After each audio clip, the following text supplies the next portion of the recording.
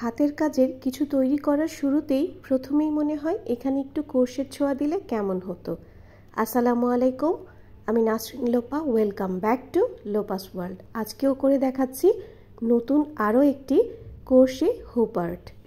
এটার জন্য হুপ নিয়েছি কটন ফ্যাব্রিক, একটা ক্রোশের মোটিভ, লেস, আরও লাগছে আমার কিছু হাফ পার্ল, প্লাস্টিক পার্ল, আরও নিয়েছি একটা প্লাস্টিকের ক্লথ।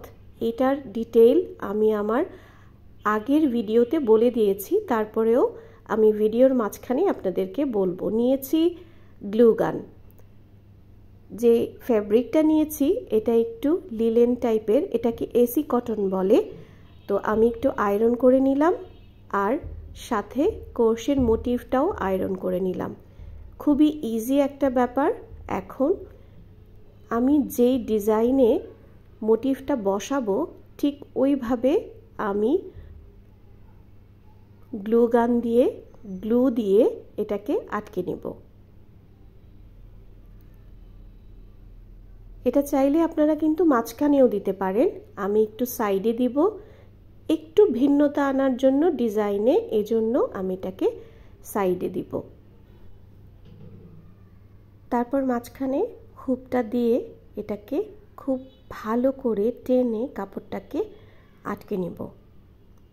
যত টাইট করে আটকানো যায় সর্বোচ্চ চেষ্টা করব যেন খুব ভালো করে টাইট হয়। তারপরে সাইডের যে বাড়তি কাপড়গুলো আছে এগুলোকে কেটে দেব।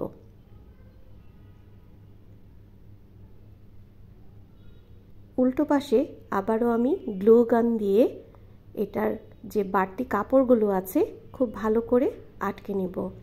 চেষ্টা করবেন ফ্রেমের মধ্যেই রাখতে, না হলে অপর পাশে যেহেতু ফেব্রিকটা একটু পাতলা কটন ফেব্রিক, তাই গ্লু গানের যে গ্লুর আঠার যে ছাপগুলো ওগুলো দেখা যায় বা বোঝা যায়, তাই ফ্রেমের মধ্যেই গ্লুটা রাখার চেষ্টা করবেন।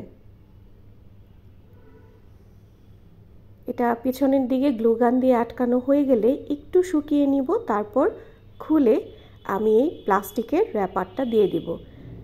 এটা হলো আমরা মূলত ডাইনিং টেবিলে যে ট্রান্সপারেন্ট ক্লথটা ব্যবহার করি ওয়াটার কালার, সেই ক্লথের পাতলা একটা প্লাস্টিক। এটা একটু পাতলা। আপনারা যেখানে ডাইনিংয়ের ক্লথ পাওয়া যায় এখানে গিয়ে বললেই হবে যে পাতলা যে ডাইনিংয়ের উপরে যে ক্লথটা আছে সেটা নেওয়ার চেষ্টা করবেন। ভারী হলেও সমস্যা নাই। এইটা মূলত যেন ধুলাবালি দিয়ে আপনার হুপটা নষ্ট না হয়, ভিতরের কাজটা নষ্ট না হয়ে যায়, এজন্য ব্যবহার করেছি। আপনারা চাইলে এটা ব্যবহার নাও করতে পারেন। আমি এটা অনেক দিন যেন থাকে ভালো, এজন্য প্লাস্টিকের ক্লথটা ব্যবহার করেছি। ধুলাবালি ইজিলি পরিষ্কার করা যাবে, উপরের দিকে মুছে ফেললেই হবে।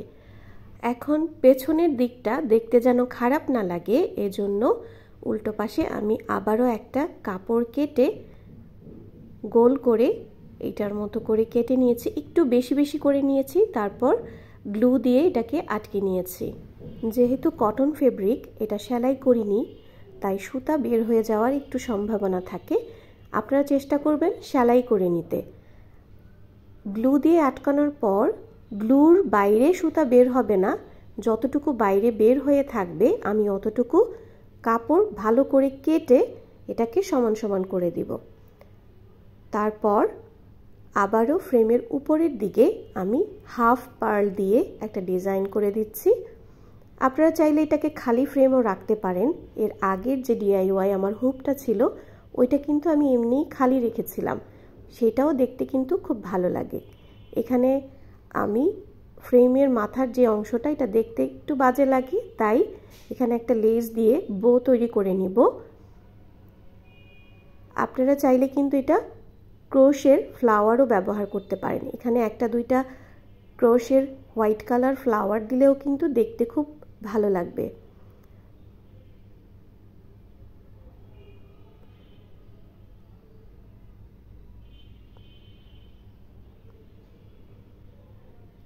সুতাটাকে কেটে তারপর আমি উপরের এই দিকটাতে যেখানে স্ক্রুটা আছে এখানে আমি গ্লু দিয়ে এটাকে আটকে নিব।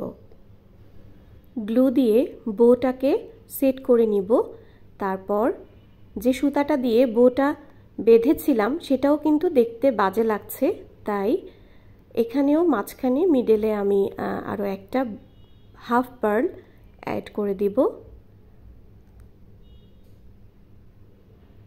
আমার হুপ আর্টটা কিন্তু শেষ, কমপ্লিট হয়ে গেল। দেখতে কেমন হয়েছে অবশ্যই কমেন্টে কিন্তু জানাতে ভুলবেন না।